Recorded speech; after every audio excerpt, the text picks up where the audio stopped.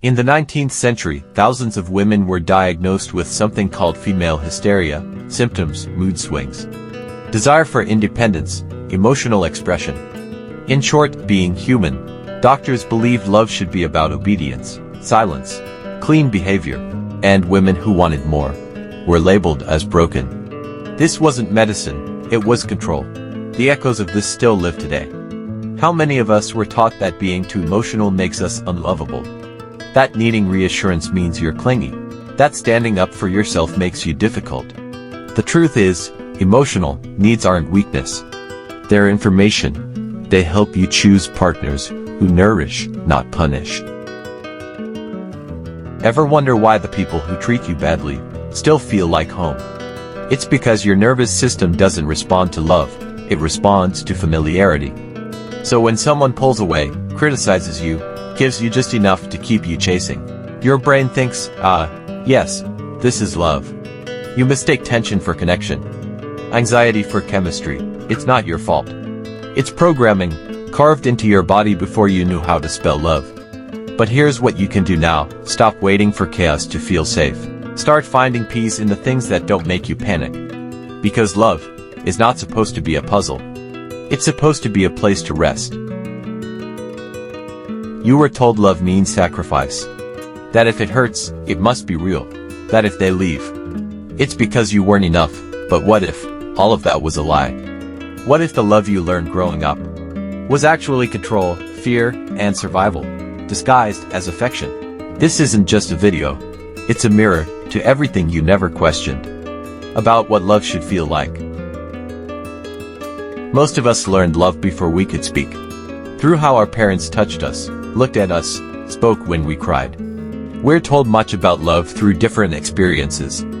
If love meant silence, we chased partners who shut down. If love meant shouting, we confuse chaos for passion. The body remembers what the mind tries to forget. They told you love had to be earned. Through silence. Through pleasing. Through never being a burden. Maybe as a child, your needs were too much. So you learned to swallow your emotions like pills. If you cried, you were dramatic. If you asked for comfort, you were needy.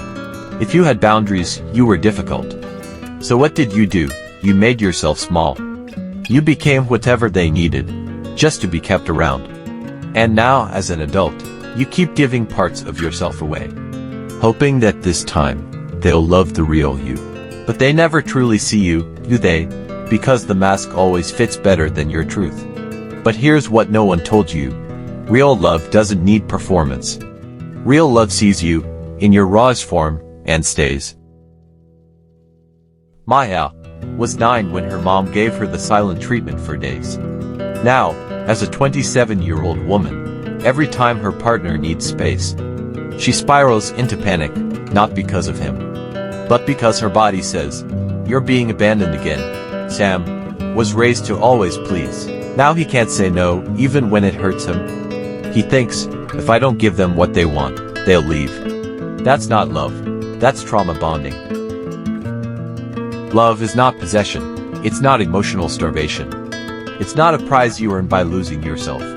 Love doesn't ask you to shrink, doesn't ask you to lie, doesn't ask you to underestimate anyone. It asks you to show up, fully. And if someone walks away from the real you, let them go, because real love doesn't require you to bleed.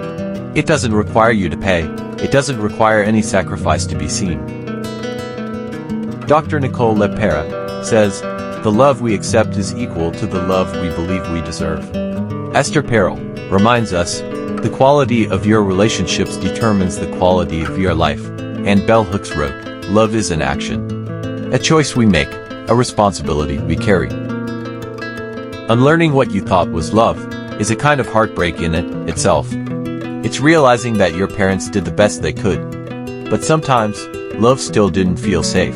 It's realizing you spent years in relationships that looked right from the outside, but felt empty on the inside. And now, you're left holding all the pieces of what you used to believe, trying to build something that feels real. That's not weakness, that's courage. Because real love doesn't begin when someone chooses you. It begins the moment you choose to stop abandoning yourself. And that journey takes time. It's messy.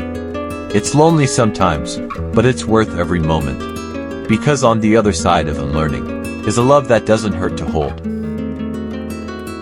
If you grew up feeling unseen, unheld, unheard, it's not because you are unworthy of love. It's because those around you didn't know how to give it. They were fighting their own demons. And in the crossfire, you became collateral damage. But your pain is real, and it deserves a voice. Don't let anyone tell you your childhood doesn't matter because you turned out okay. You turned out strong. But strength born from survival still carries scars. And that little version of you, the one who sat in silence, waiting to be chosen, still lives inside you. You don't need someone else to go back and love them. That's your job now. Because the love you didn't get back then is the love you need to give yourself now.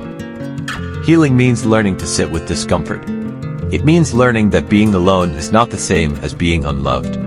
It means choosing partners who feel safe, not just exciting. It means looking in the mirror and saying, I deserve love that feels like peace, not a battlefield. You are not too broken, you are not too much. You are not hard to love, you just haven't been loved the way you need. But it's coming. And the more you love yourself now, the more you raise the standard for what you will allow in the future. If this video touched something inside you and resonated with your feelings, don't keep it to yourself. Comment. I'm learning what real love feels like. Like the video to help others find healing.